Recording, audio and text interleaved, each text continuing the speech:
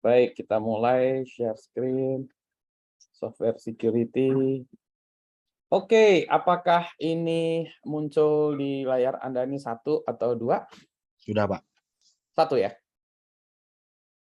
Aman ya? Karena kadang-kadang saya suka bingung, kadang-kadang di sini layar mana yang di-share, yang di bawah atau yang di atas ya. Oke, kita mulai dengan software security. Mulai dari recent cases dulu, yang bagi yang sudah pernah lihat ini, nggak apa-apa ya, saya cerita lagi. Biasanya saya mundur recent cases-nya, mulai dari yang baru-baru ini.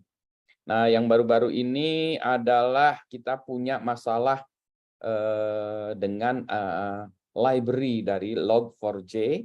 Ini Log4j, ini masalahnya itu Desember 2021. Jadi ya mungkin 6 bulan yang lalu lah, lebih ya. Jadi tahun 2021.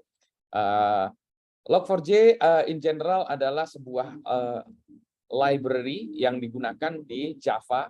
Jadi kalau kita menggunakan Java dan kemudian kita harus membuat melakukan logging ya, melakukan logging biasanya daripada kita buat sendiri, kita menggunakan library orang lain.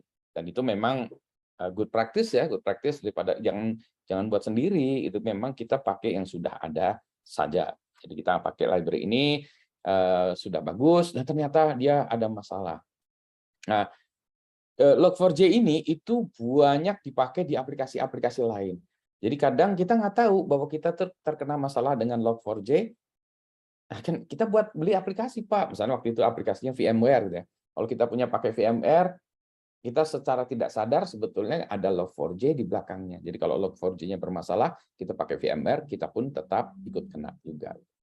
Masalahnya dia itu disebutnya namanya remote code execution. Artinya si attacker itu bisa mengeksekusi kode dari remote gitu ya. Jadi nah ini menjadi masalah yang besar karena kalau kita bisa mengusi dari kode dari remote, jadi komputer kita bisa di remote dari user. Dan lebih parahnya lagi user ID atau privilege dari user yang bersangkutan itu sama dengan proses di remote yang biasanya ini bisa admin atau root ya. Jadi kalau kita lihat dari skalanya, ini skalanya 10 skala 10 ya. Skala risikonya ya, masalah criticality-nya 10. Nah, biasanya yang kayak gini tuh didokumentasikan ya di CVE. Kalau dulu macam-macam ya, ada dokumentasi segala macam. Kalau security hole sekarang dikasih dokumentasikan dan diberi nomor. Misalnya yang ini adalah CVE 2021 nomor 44228 gitu ya. Jadi itu ada security hole-nya, nanti bisa dibaca ininya kenapa, alasannya kenapa, remedinya gimana, dan seterusnya dan seterusnya. Kemudian ini siapa namanya si security hole ini diperbaiki, ada security hole lagi tambahannya. Jadi nambah create hole another hole ya, nanti di CVE 2021451005 gitu. Nah ini nanti silakan dibaca kalau yang ingin lihat ini apa sih gitu ya. Ada web yang cukup bagus menjelaskannya, Log4j vulnerability ini YouTube-nya ada linknya seperti ini. Saya juga nanti ada YouTube yang saya buat. Nah, in general apa sih? In general ini masih ini ya. Jadi kalau kita nggak tahu nggak apa-apa. Ini untuk menunjukkan cases-casesnya aja. Nanti kita balik lagi ke kasus-kasus yang lebih kini dan teori-teorinya. Jadi ceritanya apa? Nah ceritanya nih kalau kita buat skenario seperti ini ya. Ini ada attacker. Sebentar saya cari ini mana ini tablet saya lebih enak pakai tablet kayaknya. Sebentar saya ambil tablet dulu. Colokannya juga susah tablet, sebentar ya. Banyak sekali yang harus colok ya. Sebentar. Oke, beres. Mudah-mudahan tidak masalah ya. Oke, jalan. Oke ya. Oke, jadi ini adalah attackernya ya. Nah, ini attackernya. Kemudian ini adalah victimnya. Victimnya adalah ini ya. Nah, jadi victimnya ini kayak kita ya. Kita memiliki sebuah aplikasi yang memiliki Log4j gitu ya. Nah, Log4j. Nah, Log4j-nya itu implementasinya itu di sini gitu ya. Ceritanya lah gitu ya. Jadi ceritanya gimana sih attacker? Si Log4j itu pada awalnya sih dia oke-oke saja. Di tengah jalan, saya lupa di tahun berapa gitu ya, 2013 atau apa, dia menambahkan fitur. Jadi Log4j itu kalau kita mau melakukan logging, pencatatan, kita tinggal call Log4j, tolong catatin ini, nanti dia di login dicatetin, catetin gitu ya. Nah, ini ada orang yang punya ide yang clever idea sebetulnya.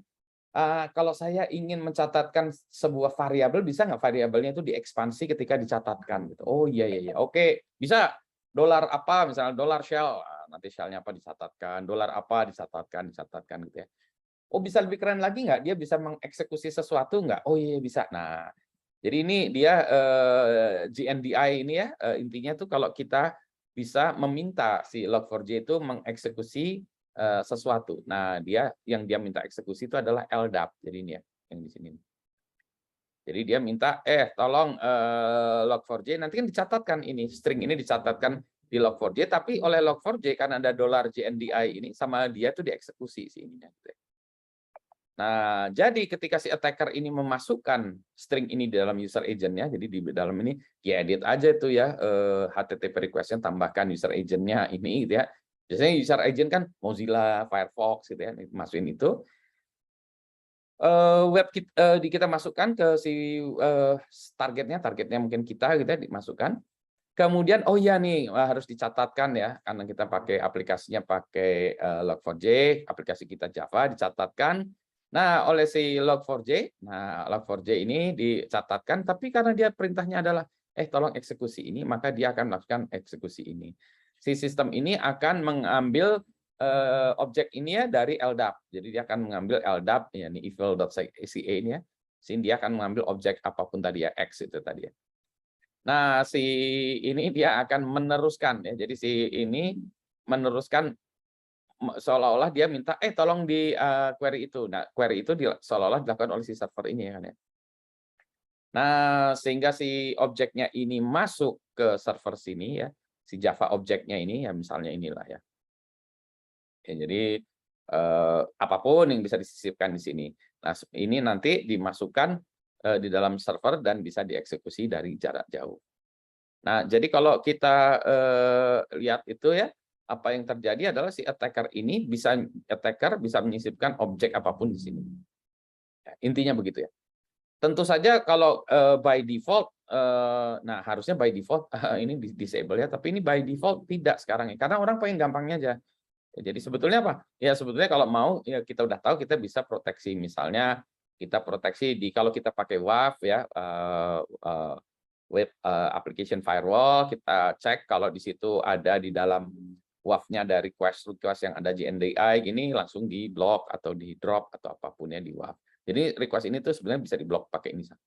Yang kedua, sebetulnya ini GNDI ini fitur ini bisa kita matikan di Log4j.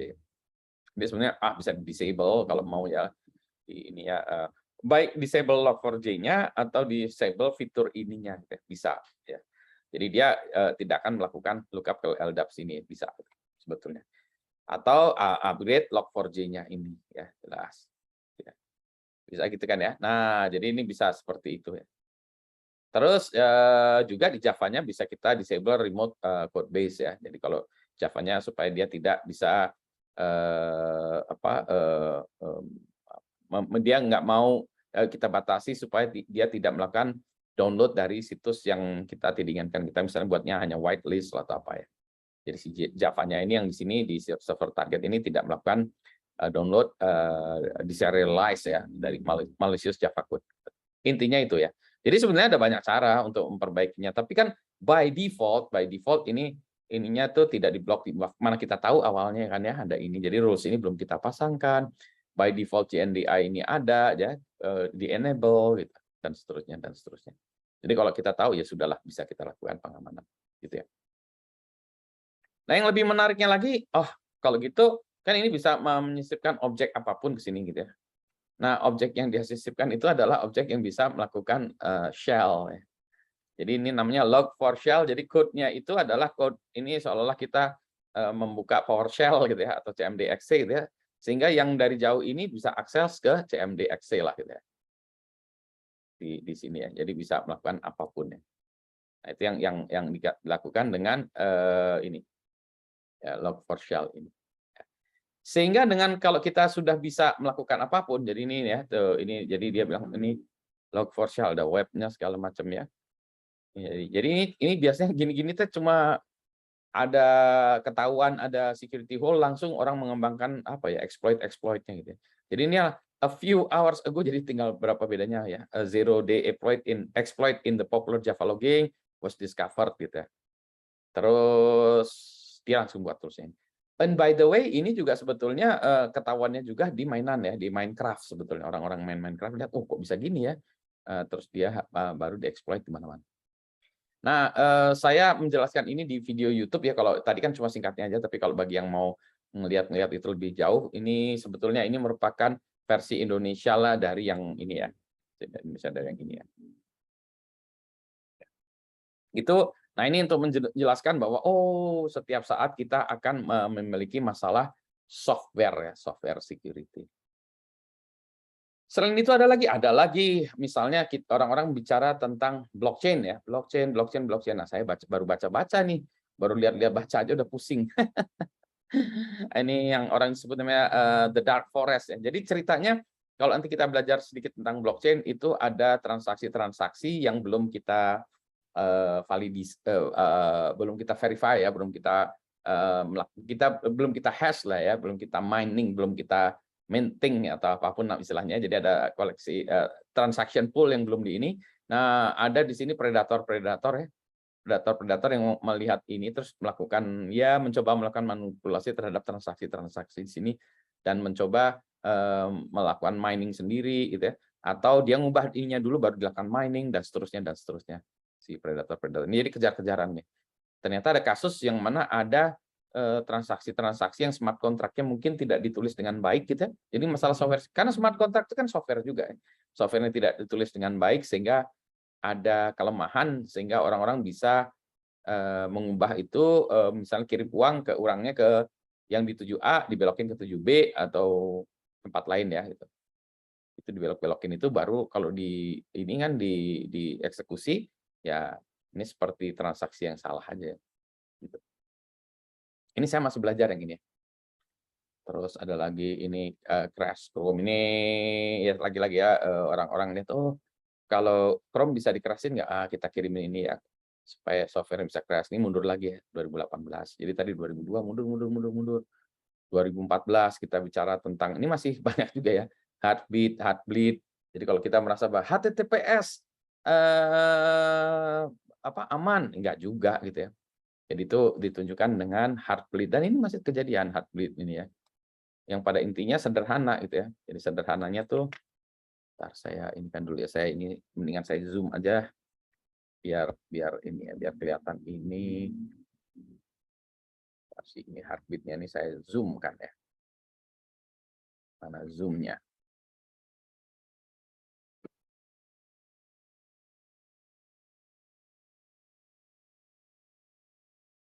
Kelihatan ini enggak ya? Kelihatan ya? Kelihatan? Oke. Kasih jempol kalau oke. Kalau enggak oke. Oke, kelihatan ya. Jadi Heartbleed ini, Heartbleed ini ceritanya masalah di SSL sebetulnya ya.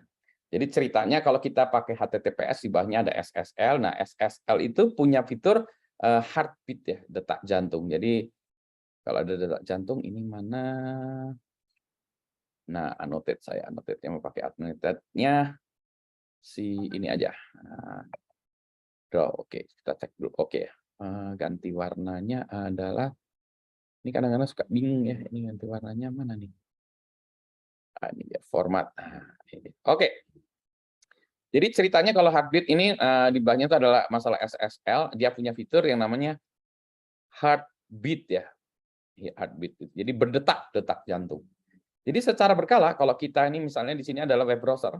Kita ini web browser di sini. Browser ya. Browser ini si Mac ya. Dia menggunakan web browser, ini web server. Nah, secara berkala kalau kita menggunakan web browser, dia akan kontak web server secara berkala. Dia akan kontak gitu ya, untuk Heartbleed-nya. dia akan melakukan challenge. Nah, challenge-nya begini. Server, are you still there? If so, reply dengan potato 6 characters. P-O-T-A-T-O kan 6 karakter ya, 6 karakter. Nah, si server bilang, oke, user Mac wants these 6 letters potato. Oke, terus dia jawab. Potato. Nah, si Mac bilang, oke, alive. Jadi ini oke. Jadi ini mekanisme alive-nya ya. Oke, nggak masalah nih. Oke, bagus. Oke, mari kita lihat jalan nggak ya. Oke, kita lihat lagi. Oke. Nah, oke, lagi ya. Ini iris dulu. Mana erasernya? Iris. Ya. Iris lagi, iris lagi. Oke. Sekarang setelah berapa menit berselang, ya nggak tahu ya, misalnya 5 menit lah, 3.000 detik lah, apapun ya. Dia akan ngecek lagi kan, namanya heartbeat ya. Oke, dia cek lagi server, ya dia bilang ya. Sorry, sebentar ini salah, kurang ke bawah dikit. Ya, kan dia. Dia akan ngecek lagi, oke, server, are you still there? Ya. Kalau ini maka bird 4 letter. Oke, si server bilang, user Mac wants these 4 letters bird. Oke, dia balas lagi bird ya, 4 letter. Oke, check alive. Nah, sekarang si Mac-nya ini nakal ya. Dia nakal. Oke, kalau gitu sekarang saya akan membuat sesuatu yang nakal lah gitu. Nah, dia bilang ini, server, are you there? If you're still there, reply with hat. Tapi dia nakal. Harusnya kan dia di sini 3 letters ya. Kalau hat kan 3 letters. Tapi dia bilang 5 letters. Oke. Nah, di sebelah kanan si servernya, user back wants these 500 letters hat. Ya kan nerimanya begitu. Maka dia akan kembalikan 500 letter mulai dari sini. Jadi terus diambilkan itu. Harusnya kan dia cek length dari ininya ya. Harusnya ini kan 3 letters. Kenapa kok kamu mintanya 500 gitu ya. Nah, karena dia percaya bahwa head itu 500 ya, ini memang dibuat beda gitu ya. Maka dia yang dikirimkan adalah yang 500-nya. Sehingga yang terjadi adalah dia mengirimkan semuanya ya. Jadi kalau dia kirimkan semua, dia kirimkan semuanya. Maka yang dikirimkan adalah apapun yang di dalam memorinya sesuai dengan permintaan Mac tadi 500 letters, maka dia akan mulai dari head ini dan seterusnya sampai 500 karakter ya akan dikirimkan ke si Mac. Nah, apapun yang ada di memorinya ini dia. Kalau kebetulan memorinya nggak ada apa-apa, ya nggak apa-apa. Tapi kadang di memorinya ini ada misalnya seseorang yang mau ganti password, new password-nya apa, ya atau ya password atau key ya, master key-nya mau diubah apa gitu ya. Dan seterusnya itu dikirimin ke si Mac-nya ini. Jadi si Mac ini bisa ngedump, seolah-olah ngedump 500 karakter at a time. Nah, serangan ini disebut heartbleed ya. Ya, ini karena persetan kan harusnya heart beat gitu ya. Nah, dipersetkan ini jadi bleed ya, bocor ya, bleed ya, bocor, bleeding ya, bocor. Nah, bocor jadi namanya heartbleed. Nah, heartbleed ini banyak toolsnya di luar sana yang kita bisa ngedam memorinya setahu saya 64K ya. Jadi kita bisa maksimum 64K lah. Jadi kita secara berkala kita dump memori server, dump 64K, dump 64K, dump 64K. Just in case ada orang-orang di sana ada data yang kebetulan menarik di atas ya di server, maka kita bisa mendapatkan bisa take over server kalau kebetulan kita mendapatkan ada data. Kalau servernya sepi-sepi aja sih memang nggak masalah. Jadilah ini heartbeat. Sama juga, nah yang kalau kita bicara tentang ini ya, kalau yang ini agak sedikit beda, ini adalah sama ya. Ini kalau ini kita sebutnya adalah bash ya, bash nih. Sama juga ceritanya. Jadi bash ini sama. Kalau kita di dalam programming kan kita ini shell ya, shell script ya. Nah, kan kita kalau di dalam shell atau shell script kita bisa mengisukan x sama dengan 7 gitu ya. Boleh. Ya nanti kita pakai variabel x ini. Kita juga bisa bilang user ya, user sama dengan Budi gitu ya, petik 1 Budi gitu ya. Boleh lah ya itu di apa dijadikan shell script nanti Kita ini user apa ya scripting. Nah, sebetulnya dia harusnya kan kalau kita ngeset variabel string itu dalam tanda quote itu akan di save ya, apapun user Budi tanda petik ya, tanda petik Budi tanda petik itu akan dimasukkan user jadi Budi. Nah, ternyata ada orang ya kalau kita masukin tanda petik di sini, kurung buka, kurung tutup, kurung buka ini, kurung awal, titik koma, echo vulnerable, tanda petik, kan harusnya variabel X itu akan memiliki hasil yang ini kan ya. Gitu ya. Jadi kalau kita ngeset variabel ini, terus kemudian kita mengeksekusi echo this is a test, harusnya keluarnya cuma this is a test kan ya, harus keluarnya keluar ini, dan variabel X sama dengan ya ini apapun tadi ya, kan menjadi isi di variabel X ini kan. Nah, tapi ini ternyata enggak. Dia pun yang echo vulnerable ini dieksekusi, ya, diexecute, dia mengechokan kata vulnerable ini. Ya. Jadi ternyata kok dia dalam tanda petik itu dieksekusi ya. Jadi, nah inilah yang implementasi bus yang kurang bagus ya. Sama, jadi ini implementasi SSL yang kurang bagus. Open SSL lebih tepatnya. Ini saya lupa versinya berapa, yang ini juga bus. Begitu ya. Nah, ini menunjukkan betapa security hole ya ini menjadi masalah ya. Nah, saya balikin lagi, saya kecilin lagi. Ya. Jadi ini contoh-contoh kasus lah ya, kasus yang terkait dengan software security. Dan tentu saja masih banyak yang lain ya ini. Ini berapa tahun yang lalu juga sama 2014 bursa Singapura terganggu karena macet karena software nggak ada. Nah, jadi ada ini banyak kasus-kasus yang terkait dengan software. Kenapa ini penting? Ya, karena sekarang semuanya sudah software ya, sudah software. Baik kita mau perangkat apapun ya, mau perangkat bisnis. Ya, kalau kita bayangkan ya perangkat bisnis kan dulu-dulu juga, wah ini mesin bank kan semuanya dulu kita ke teller ya. Oh oke, kalau menjadi masalah software di back end-nya. ATM juga kita pikir, oh ATM kan software juga, tapi itu dimiliki oleh perusahaan yang punya mesin ATM ya, softwarenya ya salahnya di situ gitu ya. Nah, itu bermasalah, ada juga masalahnya. Tapi begitu kita bicara tentang mobile banking, nah ya, mobile banking, wah ini full software kan ya, wah full software semua ya. Internet banking ya, ini juga software semua. Jadi e-commerce, kalau kita bicara Tokped, ya, Shopee ya, ini kan semua software ya, ini software semua. Alat komunikasi, handphone. Nah, handphone dulunya kita kalau telepon itu elektronik ya, full elektronik. Kemudian muncullah mobile phone juga itu embedded system yang mana ada softwarenya tapi kecil gitu ya. Sekarang alat komunikasi semuanya Android ya, Android dan iPhone ya. Android dan iPhone itu semuanya Pak, software. Jadi komputernya kita soalnya komputer, ini software semua. Kita pasang aplikasi di atasnya, aplikasi macam-macam. Dulu saya pernah mengajukan menawarkan sendiri menjadi programmer ya. Zamannya Nokia zaman dulu waktu Nokia masih embedded system, saya buat proposal ke Nokia bahwa I want to start a new company writing software for handphone. Saya diketawain sama Nokia. Dia bilang handphone mah nggak ada softwarenya. Kami yang manufacturer, pabrikan yang akan buat software. Saya bilang enggak, in the future orang-orang kan buat software untuk handphone. Ketawain deh. Ya memang zaman itu handphone embedded system, memorinya cuma 4 kilo atau berapa ya. Nggak bisa apa-apa memang. Aplikasi yang paling bagus mungkin Snakebyte gitu ya, aplikasi itu. Selain dari itu nggak ada. Tapi kalau sekarang semuanya software ya, apps semua.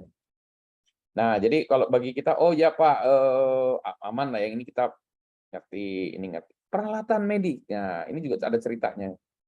Steve Jobs masuk rumah sakit. Terus dia lihatnya alat-alatnya semuanya kok memang elektronik ini kan sekarang sudah ada tuh yang MRI lah, alat ini detek ini kan semua elektronik ya. Jadi bilang ini software nih semuanya gitu. Nah, dia waktu itu mau merevolutionize peralatan medis. Jadi dia nanti ada iMed atau apa ya alat-alat medical tuh nanti ya kayak iPhone gitu ya. Jadi dia bukan hanya di komputer ya, MacBook ya, Mac gitu ya, Macintosh, MacBook, kemudian dia lari ke musik, iPod ya, musik player, kemudian lihat komunikasi iPhone gitu ya. Nah, sekarang medical dia mau buat waktu itu, tapi dia keburu meninggal ya. Tapi kalau enggak tuh nanti di medical tuh semuanya alat-alat elektronik ya. Dan elektroniknya adalah software gitu ya. Ini ibu saya sebulan yang lalu stroke. Jadi saya banyak lihat di rumah sakit lihat itu. Oh ya ini gini gitu, ini gitu gitu ya. Terus tempat tidurnya juga semuanya software. Ya. Saya lihat detak jantung, oksidasi segala macam semuanya software ya, yang software. Jadi bayang ya, jadi kalau software yang ngeheng, crash segala macam, wah ini ngeri kali kan ya. Transportasi modern, nah orang bicara tentang self-driving car dan lain sebagainya. Ini transportasi modern nggak bisa dilepaskan lagi dari software. Dashboard-nya ini dulu berapa tahun yang lalu juga ya, saya dikunjungi oleh Fujitsu yang dia bilang, kami punya perangkat dashboard yang mana dashboard itu, jadi kalau mobil diganti ya dashboard-nya. Dengan kata lain, dashboard yang mobil itu diganti dengan tablet aja tuh. Takometernya, kilometernya, dia bensin, segala macam itu semuanya software. Tablet aja lah, bayangin di situ tablet mau aplikasinya apa, Google Maps keluar di situ, celeng Google Maps, ya, celeng apa jadi di situ layar. Kenapa nggak bisa? Kalau sekarang kan sebagian udah elektronik ya, tapi itu masih tergantung dari pabrikan. Oh, in the future nggak gitu, itu di dalamnya itu semuanya suka-suka kita ya. Software lagi, transportasi modern akan software juga. Peralatan elektronik rumah tangga ini juga udah mulai software juga ya. Mesin cuci yang awal-awalnya mulai software ya. Orang-orang lihat, oh masukin baju, dia akan mendeteksi jumlah air yang dibutuhkan berapa, bebannya seperti berapa. Oh, ini banyak jeans, dia airnya gini berarti berat, load-nya gini ya. Dia buat pada fuzzy sistemnya, tapi software semua ya. Sekarang mulai kompleks lagi. Microwave juga software, meskipun semuanya embedded system. Yang akan mulai lari duluan itu kulkas ya, lemari es. Lemari es itu dia akan lari, kenapa? Karena dia ukurannya besar, nambahin harganya mahal ya, ditambahkan satu embedded system atau ditambahin Raspberry Pi atau mini PC juga dia nggak kerasa ya. Atau bahkan ada GPU-nya satu saat ya. Di dalamnya ada sensor-sensornya, dia bisa si lemari es ini dia bilang, oh telur tinggal satu nih, berarti saya akan order telur. Susu ini juga mau habis, dilihat, oh, oke susunya mau habis. Terus apalagi dia ngeliat, terus dia bilang ke yang punya, saya orderin aja ya. Dia langsung order ke Indomaret atau Alfamart ya. Jadi lemari es itu, si kulkas itu kita kasih voucher gitu ya, kita masukin, dia langsung order online ya. Sehingga kita pulang dari kerja atau pulang dari kampus, kita lihat-lihat di rumah tuh, tiba udah ada Gojek gitu ya. Ini orderan dari kulkas Bapak. Kulkas kita yang order ya. Dan ini bukan satu hal yang remotely impossible gitu ya. Ini remotely possible. Jadi ini satu hal yang sangat mungkin sekarang, tinggal orang aja mau implementasinya gitu ya. Saya punya mesin itu ya, mesin untuk membuat kopi juga gitu, udah elektronik semua, pencet pencet pencet. Ada teman saya yang bukan gitu, itu kita tinggal masukin beans-nya, nanti itu diatur mau kita dari desktop kita mau lihat, oh saya mau kopi yang apa sekarang ya, americano ala James Hoffman atau apalah ya, dia punya resep baru yang mana itu kopinya mungkin panasnya sekian, ini sekian, nanti berubah panasnya, airnya sekian, wah itu diatur-atur. Nah, sekarang memungkinkan. Gitu. TV udah jelas ya, TV-TV sekarang kan semuanya udah Android box semua ya, TV-TV. Jadi ini semuanya adalah software. Jadilah sebabnya kenapa software jadi masalah. Problemnya adalah ketika kita mengembangkan software, orang bayangan software itu buat aplikasi di komputer gitu ya. Dia tidak buat aplikasi yang lain-lain, sehingga beda pendekatannya. Kalau kita mau buat aplikasi untuk motor atau mobil kan kita nggak pengen mobilnya, motornya ngeheng sebentar gitu ya. Nggak bisa digas nih. Atau gasnya nggak bisa dikecilin. Kenapa? Software-nya lagi update, Pak. Tunggu 10 menit ya, atau nge-reboot software-nya. Kan nggak mungkin, nggak boleh kayak gitu ya. Berarti software kita harus super baik ya. Bayang ya, jadi ini kenapa software menjadi sangat kritikal sekarang. Karena everything is software. Itulah makanya kita bicara tentang software security. Baik, nah sekarang kita introduction-nya saya cukupkan sekian dulu. Siapa tahu yang ada pertanyaan-pertanyaan silakan. Sebelum kita lanjut minggu depan, kita ini dulu. Silakan kalau ada yang mau tanya segala macam.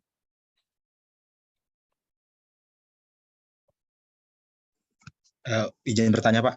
Ya. Untuk perkuliahan berarti online terus, Pak ya? Sementara ini kita buat online dulu ya. Nanti kita lihat apakah kita bisa atau perlu offline ya. Saya cek ini, oke, gini nih, saya mau survei dulu ya.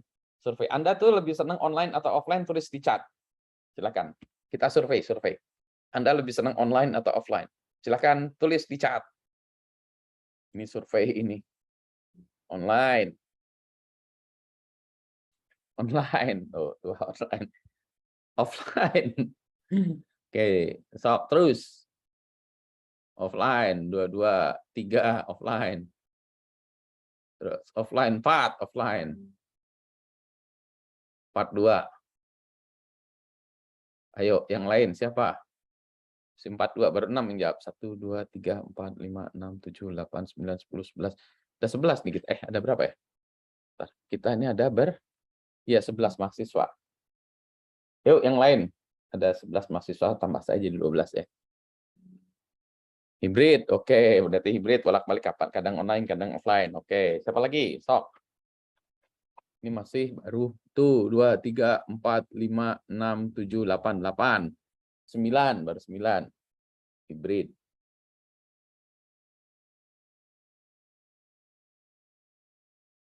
Online. 10, satu lagi yang belum. Ayo. Nanti kabarin ya. Jadi oke lah kita mix match, kita lihat situasi. Minggu lalu saya kuliah ngajar offline. Minggu ini kuliah saya buat online. Ya karena saya ngelihat situasi di ITB juga waktu minggu lalu saya pertama kali itu hari Senin. Wah gila ramenya di ITB. Wah saya ngeri malah. Jadilah saya jadian online aja. Gitu ya. Jadi jawabannya kita akan melakukan hibrid ya. Kita lihat ya nanti online offline. Kalaupun nanti saya offline, saya lihat situasinya di kampus di mana yang kita bisa melakukannya secara hibrid juga ya. Jadi ada yang masih bisa online. Gitu ya. Oke, silakan pertanyaan yang lain lagi.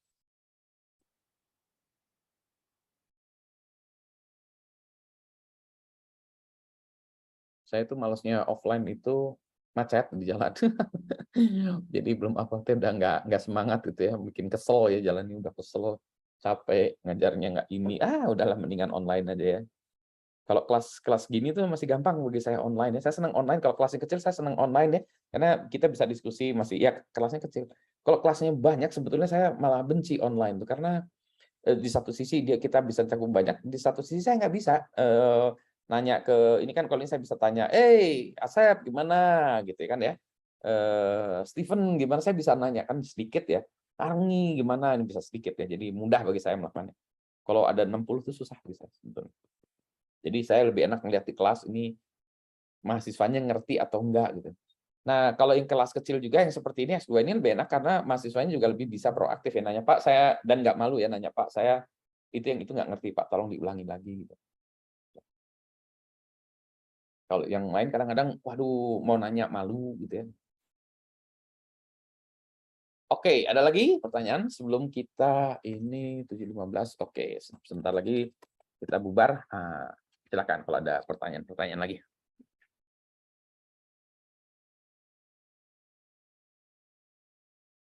Belum ada ya. Jadi kita lihat software security ini seperti apa mulai dari awal sampai akhir di RPL. Oke, kalau nggak ada pertanyaan kasih jempol supaya saya bilang oke, bisa kita closing hari ini sambil nyalakan kamera kita potret bersama dulu biasa. Oke. Punten Pak, izin bertanya. Silakan. Tapi ini di luar materinya Bapak ini, boleh nggak Pak? Boleh. Jadi gini Pak, 2 hari yang lalu tuh saya ada dapat musibah Pak. Jadi itu ATM saya dihack sama seseorang. Nah itu baru tadi aku ke BCA dan baru lihat ternyata danaku tuh Pak dipindahkan sama yang menipu Lisa itu ke aplikasi Dana. Nah yang ingin aku tanyain Pak, apakah bisa Pak itu aku hack kembali, gimana caranya itu agar dana itu bisa kembali lagi Pak ke rekening? Yang gitu cara paling cepat adalah lapor ke BCA dan BCA itu bisa melakukan tunda transaksi sampai 5 hari itu. Jadi kita mungkin nggak bisa ngehack lagi ya kalau dia ini, kalau misalnya yang ini kalau sesama BCA sama BCA itu bisa dibalikin lagi, ditunda transaksinya itu sama BCA tuh transaksinya itu di pending lah gitu. meskipun udah terjadi dia pending lagi, itu di cancel lagi ya sama BCA, ditunda dulu review 5 hari sampai kita ambil ngelapor polisi itu bisa nih. Kalau yang sesama BCA. Nah, yang memang penjahatnya ini rada pintar ya, dia transfernya keluar. Nah, kalau keluar itu berarti BCA harus menghubungi si Dana atau apa untuk melakukan koordinasi.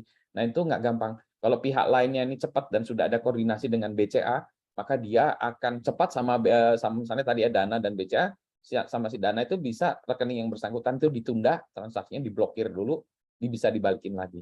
Nah, tapi tadi syaratnya harus cepat lapor ya, lapor ke pihak bank yang bersangkutan.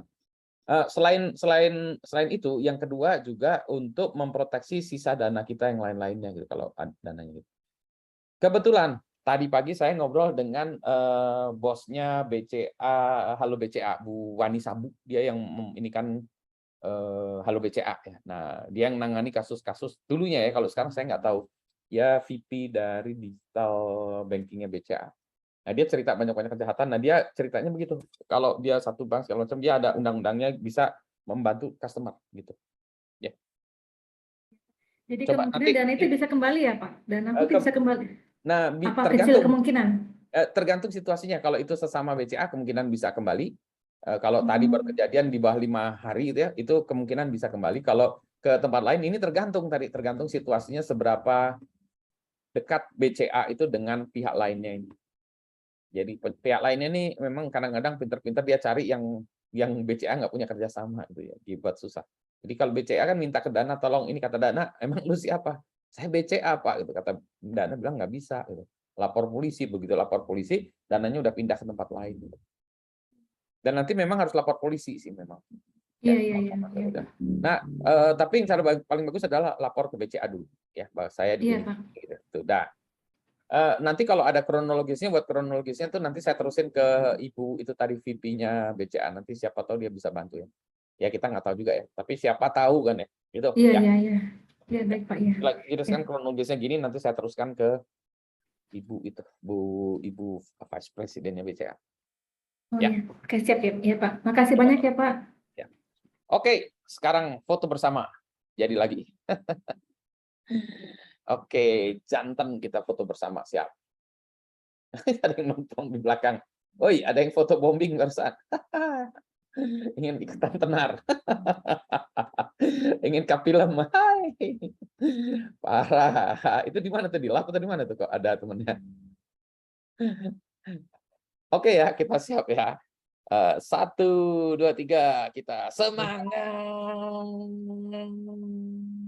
Oke, selamat sore. Assalamualaikum warahmatullahi wabarakatuh.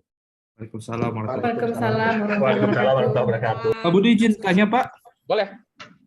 Untuk absensi nanti di 6-nya dibuka juga atau enggak Pak? Dibuka. Nah, sekarang kan saya harus ngajuin hari ini juga nih. Saya bingung kan nih kalau di 6 kan dia bukanya itu jadwalnya kan masih ada di hari lain gitu ya. Betul Pak. Jadi nanti saya bilang ini gimana cara pindahinnya gitu ya. Oh, siap. Kalau kan nanti kita juggling gimana-gimana. Bagi saya yang 6-nya nggak terlalu penting sih sebetulnya. Tapi itu kita lakukan supaya ya kecatat di ITB aja lah, itu ini aja lah ya, bonus kita aja lah ya. Supaya ITB nggak macam-macam kalau kita misalnya nanti, wah nih belum ada 80% atau apapun lah gitu ya. Ya, nanti ingetin saya. Gitu. Untuk minggu ini ingetin saya nanti supaya hari Kamis itu saya aktifkan ya, supaya nanti Anda contreng, habis itu nggak ada kuliah sih, cuma absensinya saya aktifin dulu aja di 6 untuk minggu ini kan ya. Ya, karena saya minta ngurus dulu nih harus nanti supaya itu di 6 ganti. Ya. Siap Pak, siap. Terima kasih Pak. Siap. Sehat semuanya. Assalamualaikum. Waalaikumsalam. Makasih Pak. Ya.